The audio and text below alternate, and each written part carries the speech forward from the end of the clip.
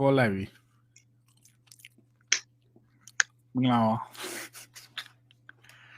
မင်္ဂလာပါမင်္ဂလာပါညီတော့ဘာဘတ်တော့အဲ့ဒါဆိုလို့ဗာလေနိုဝင်ဘာ24ဆိုလို့လေဟိုပါလေ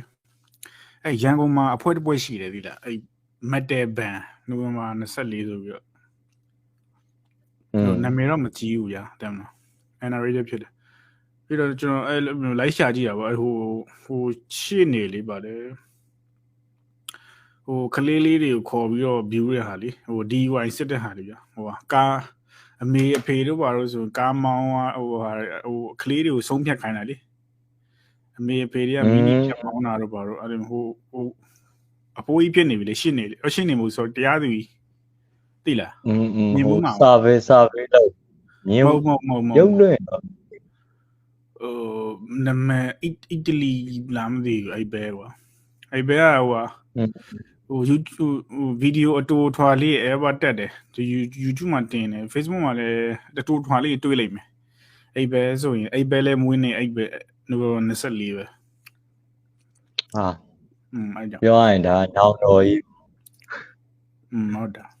ထူးခြားတာတခုပြောပြအဲ့တာမွေမာရင်ပဲလေနောက်တစ်ယောက်ရှိတော့ပါ69ဟုတ်လား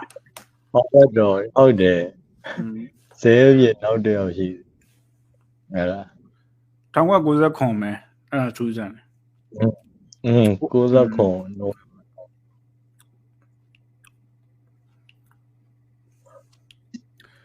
အဲ့တောင်တော့90ဆိုရင်အမျိုးသားနေမလားဟုတ်တယ်မလား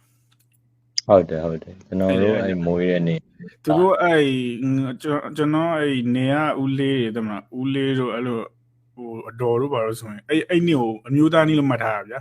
ဒါပေမဲ့နောက်ပိုင်းအသက်ကြီးလာတော့မတူအထက်တူမကြတော့ဘူးလေဘာဖြစ်လို့ဆိုတော့မြန်မာကလန်ဒါနဲ့အင်္ဂလိပ်ကလန်ဒါတဲ့ကွဲသွား